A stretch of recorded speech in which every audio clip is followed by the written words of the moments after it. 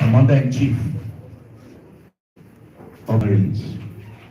Traditionally, culturally, by virtue of what we represent as a race, that is the Commander-in-Chief. One more time, sir, we thank you so very much. So may I, at this point, step aside to ask to come to the microphone, Dr. Sunny Ofeli, to please make this presentation. Doc, with all due respect to you. You can be seated there, sir. It's allowed, so that we can have the background. Okay, you're free. All right, sir. You can please come over. We wanted to see this. No, only one corner by it. Ibi by no better, sir. Ibi bana yẹn ni o bá da. Ibi by no better. Yes, bana yẹn. Small height table. Yeah, better. Oh, that be by sir. It's best here. That's the Because best. of the banner, the flag of other nations. Let's have you talk. Yes, sir. Thank you.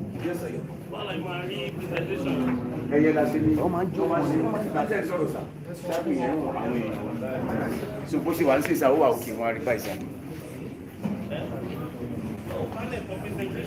That's what I'm saying. Just hold it.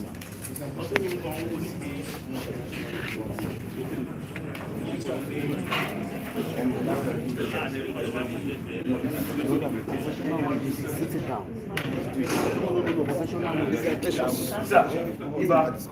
By global standard, he should be seated. You can sit down. to the That's it. presentation. That's it. That's Yes, the professional. that's what is done, sir. Yes. Yes, thank you. That's the professional work.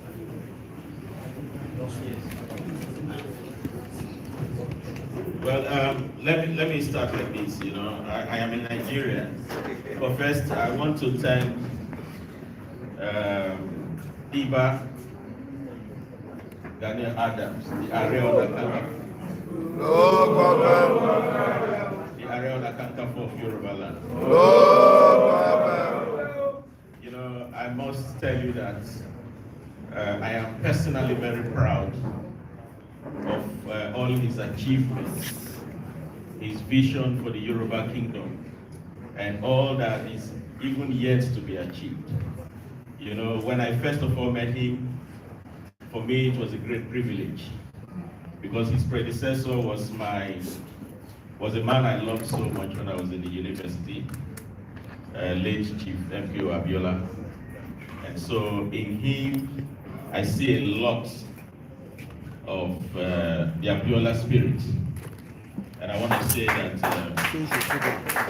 if you are not proud of him enough, very soon we will soon take him to the Niger Delta region and give him a title that will be even bigger than the one he's holding here. Well, you know, it takes patriotism, it takes absolute dedication to put together a conference such as this, a global conference of that kind in this part of Nigeria. There's no better place to talk about the issue of insecurity in Nigeria than doing it in Lagos.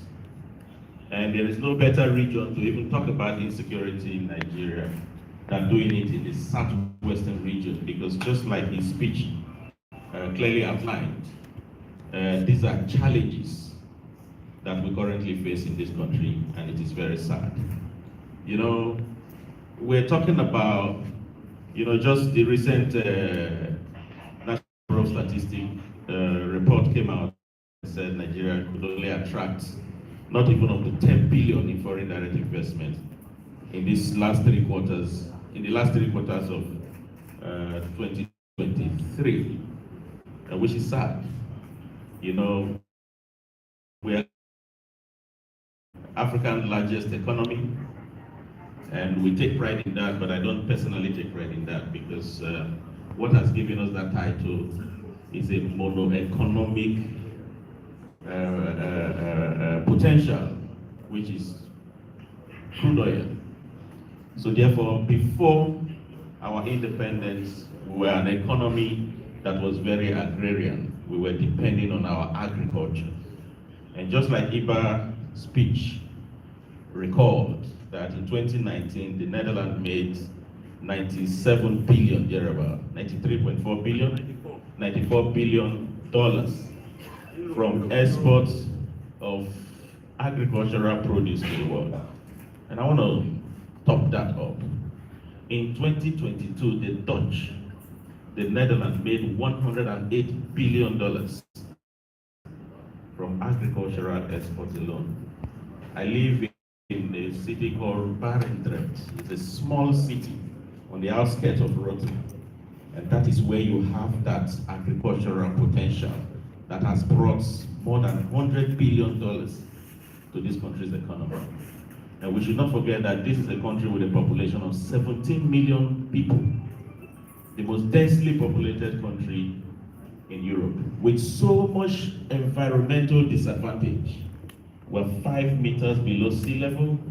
Just like in my introduction, I've spent more than 2 decades living in the Netherlands.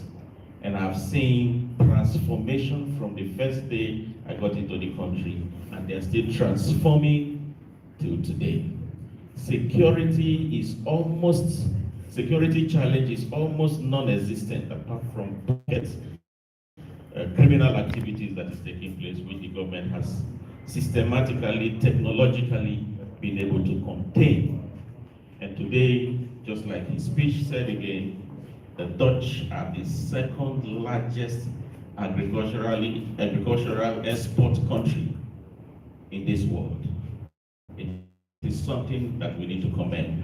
And to add to that, Rotterdam, the city where I live, currently has the most busiest seaport in the world.